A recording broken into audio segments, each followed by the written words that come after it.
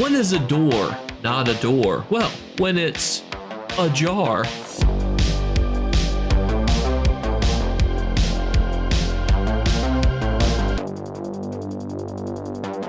What's going on, YouTube? It is Friday, so we're inside the Hollow City, inside the Cold Harbor, outside the plane of existence to go over our first of two weekly vendors. Now, this week we have Black Reach, we've got Dwarven-esque stuff, and we start with a big opener. This is something that doubles in value. You might think to yourself, Jake, why does this and this archway gain value? Why are people selling this for higher? Well, it's a desirable item that people want to buy throughout the year, not just during this one time period that it's available in this weekend rotational vendor. This is our new item this week. I generally think that this item's actually not very good. I think it's not an animated item. I think a lot of Dwarven items that do well are animated, noticed by the Steam engine here. It's not doing anything, and it doesn't actually get a crazy amount of value versus some of these brothers here, or this one here that is animated, but the price point is so high for a golden item that it just retains about its similar value. We also have a hatch which loses value, a pillar, a Dwarven press, and then we have another really cool animated item that does gain a little bit of value over time. So if you're interested in any of these items, I definitely think the gates, the archway are the two biggest gainers. The gate, because it's animated, it does something that most people need. Most people need gates. Most people like little things that are interactable. They raise and lower. And then we have an archway. The archway is actually not in itself super valuable. It's just a good price point. 4,500 gold to 13,000 is just a fair market price increase. But some of these other ones are kind of more generic, and I think not as good as their brother. And even this Dwarven Fountain Forge just kind of keeps its value, just because unfortunately for an item like this, you kind of have to have a very specific house for it, versus some of these which could be a little bit more universal in their building blockiness. And now we're done with all those hoity-toity luxury furnishing items that you throw in your house. Now we're on to some sets, which is always a fun time to highlight some ESO sets, past and present, that are good, how meta relevant they are, really what you can use them for. So please hit the like and subscribe button. If you need help finding any of these vendors or any more information about the vendors, how they rotate, check out the website, eslhelper.com, our fan-made website. But restart with Bonnies, which gives you healing taken, health, stam. When you taunt an enemy nearby, you tether yourself to them for 15 seconds. As long as you remain within 8 meters of them while tethered, you apply major maim to your enemy, reducing their damage done by 10%. And you gain major vitality, increasing your healing received and damage deal strength by 12%. This effect can occur once every 15 seconds. This set comes from Ice Reach, so it is a dungeon set. And obviously you could guess pretty easily this is a tanking set. How does this fare as a tanking set? The answer is it kind of is one of those sets that people suggest if you're a new tank, it's great to use.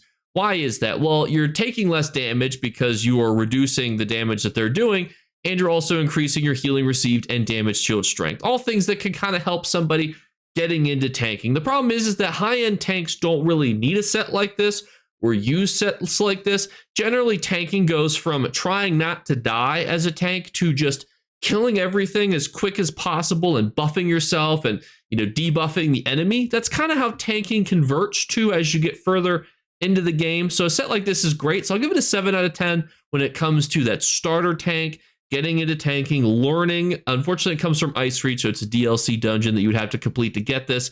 But I do think it does have a place when it comes to learning how to do things for the first time in history. Next up is an Overland set from Vardenfell. So you could buy and purchase this set if you were interested off the ESO open market, and it's super farmable right now because of the event.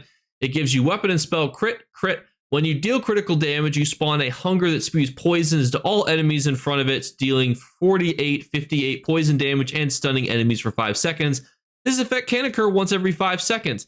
This is one of those sets that is kind of weird. So you're getting some value in the sense that you're dealing poison damage to all enemies in an area, and you're also stunning them.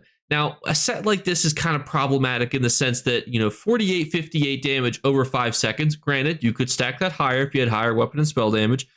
But let's say 5,000, that's 1,000 damage every second. That's not that great. Stunning an enemy is something that doesn't necessarily have a value to it per se when it comes to damage per second. But from a PvE perspective, this is outclassed by pretty much a wet pool noodle. And for PvP, yes, stunning enemies can be helpful. Yes, getting a dot on enemies can be useful. But for the same reason that I'm not big on scavenging demise, It's dodgeable, then you get 0 value from it. It's not necessarily hard to proc, but even when it does proc, you're not really getting anything super helpful. I'm going to give it a 6 out of 10, unfortunately. There are better sets from Vardenfell. So if you are farming Vardenfell during this event, fear not, there are better sets that you will get, just not in the Golden Vendor. Next up is from Ark's Cornium, so we're back into a PvE dungeon here, and that's Lamia's Song. Now, it doesn't necessarily mean it's best used for PvE just because it comes from a PvE dungeon. It gives you max mag, mag recovery, maximum mag. When you use an ultimate ability, you and your group members within 20 meters, if you heal for 30 health to 25 magicka and stamina per ultimate spent. So you could do some math. We're going to whip out the old calculator. And you can see that you're going to be getting, healing for about 15,000 if you were to use a full ultimate. And then if you were to utilize that fully used, you would get about 12,500 of your resources. So a set like this is fine. Issues with sets like this is that generally, one, they're hard to stack. For example, let's say you're out PvPing with your boys. I'm going to give you a scenario because on the surface, you might think a set like this is the bee's knees. But here's the thing. You and your boy David are out in the field, right? David is, hitting the Aldery Dominion. He's dealing tons of damage. And you're like, I need the ultimate to finish this guy off. So you hit, bam, Dawnbreaker. Boom. Well, here's the thing. You've just now Dawnbreakered. David's already got full health and full resources mostly. So essentially your full 5-piece set has provided nothing. And you don't really get a lot of value. So you waited all that time to build up an ultimate, which granted is easier in 2025 with, it's super easy to get major and minor heroism. But the problem is that you don't really need a full 5-piece set to do something like that. If you just want to heal your boy David, just heal him. If you want to give him his resources back, there's just more consistent ways to do that.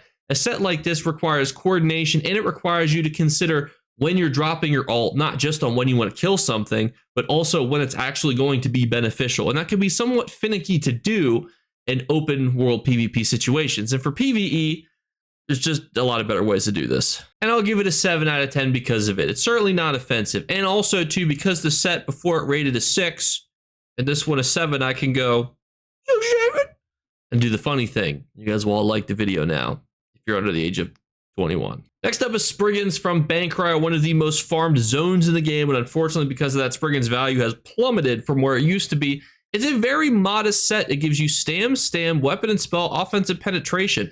It was just one of those sets that were just universally pretty good for PvP for a long, long time until we got proc sets.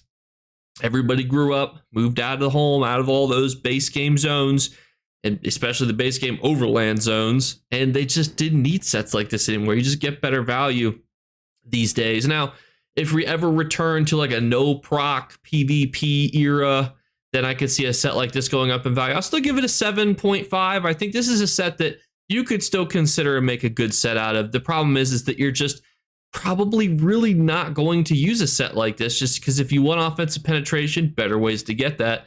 And it's 2, 3, and 4 of stam, and weapon and spell really doesn't even synergize super well together because generally you don't need to build a lot of maximum stamina. That would do so much better if it was weapon and spell, weapon and spell, weapon and spell, and then offensive penetration. So fortunately, Spriggans, it's kind of gone the way of the Spriggan. And next up, we have our 2 monster shoulders. Now, we start with Earthgore, which has a 1-piece. That's 4% healing done.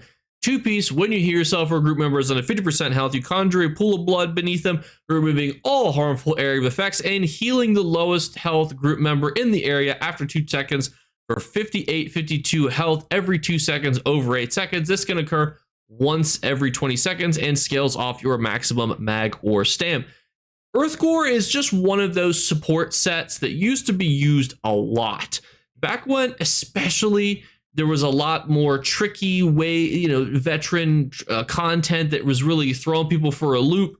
This was a great way to heal people and kind of get them back on their feet. But now you don't really see healers using sets like Earthgore as much because generally it's more beneficial to debuff attackers, buff your teammates, because if you kill something, it can't deal damage to you. And that's kind of really what healers have morphed into, which is how can we help kill everything so fast that it really doesn't bother us anymore. And I think Earthgore, because of that, has shifted from a set that used to see very frequently because it was just naturally good to have a pool of blood, removing all negative area of effects, healing the lowest group member for a good health chunk. That used to be really good. In today's day and age, it's just a support set that I think every support character should own, because there will be niche situations where you want to run it because of its removal of all harmful area of effects and because it's still a good heal, but generally you don't need it anymore. I don't know how you rate a set that's really good in niche situations, so I'm just going to put it as niche out of 10 when it comes to do you need this set. And that niche is, do you play support constantly in either 4-man or trial content? You probably should own this, and if you buy the shoulders, then you're saving yourself some keys. Next up from the Imperial City, we have ourselves Lady Malagna's, and it as a 1-piece gives you offensive penetration. Don't sleep on that. There's a decent chance you may in the future need a 1-piece of offensive penetration. PvP characters that are using 2 5-pieces and a mythic, it could be really beneficial to have a 1-piece of offensive pen, and you can pick if you need it in light, medium, or heavy. So consider that, but as it's 2-piece, when you deal direct damage to a target within 12 meters, you create a 5-meter area that after 1 second quickly moves forward and then returns, dealing 41-42 shock damage to enemies and applying minor and veneration for 5 seconds, causing the target to deal 10% less critical damage. This effect can occur once every 15 seconds and scales off your weapon and spell damage. This is a set that a lot of people really wanted to find a cool use for it. And I'm one of those people. I want to find a cool use for this. I keep thinking about it, because there's so many fun synergies that you could do with a set like this. The problem is that what do you do? So some ball groups used to run this for easy procs, but the thing is, it's like you're not going to see people using this anymore. Minor and veneration with scribing, not that difficult. Also not the most helpful thing in the world. Shock damage that hits people like a yo-yo is certainly cool, but it's also not something that you really need to be doing. That being said, I will experiment with this set because I want it to be good. I want to find a use for this set so bad because it does look so cool. Like maybe you could pair it with Storm Cursed. I'm not sure if that would give you any sort of cool value or not. And you could use that for a solo build. I'm not sure, but I want to try. But everyone, thank you guys so much again for watching. As always, we're doing our 3 giveaway drawings, but more importantly, make sure that you're doing all the things. We have Golden Pursuits active. We have 2 event tickets you can get per day. Make sure if you're interested, watch yesterday's video, the quick TLDR, do your Golden Pursuit, do your daily Vardenfell or Clockwork City quest. Clockwork City is going to be significantly faster, and then do a Somerset quest. To me, world boss quests are faster, but you certainly could do any of them. I think world bosses are just nice because there's going to be tons of people there. You don't have to navigate through a whole delve you might not have been through before. Then, I just think it's easier. But as always, we're doing our 3 giveaway drawings. All you need to do to enter is be subscribed. Just be subscribed. We're on the road to 35,000 subscribers. Second thing is just make sure you leave a comment and a like on the video if you have time. Either or, if you just have time to leave a like, I appreciate it nonetheless. And the third thing is look for a hidden word be flashed upon the screen. Because you are here, I will tell you that the hidden word is going to be on the video for my 34,000 subscriber milestone video, where I talk about some fun ESO topics, some questions that you guys asked. So feel free to ask some more questions in the comments below. And we'll also do a bit of a celebration and talk about some fun stuff as well as some juicy topics. So thank you guys so much again for that, and I'll catch you later. Bye, guys. You better remember to like and subscribe to Jakeclips. Or you should. I might have to pluck your eyes if you don't. Or, better yet, I'll skip rope with your entrails. Do it now. Subscribe. Ta-ta. Off with you.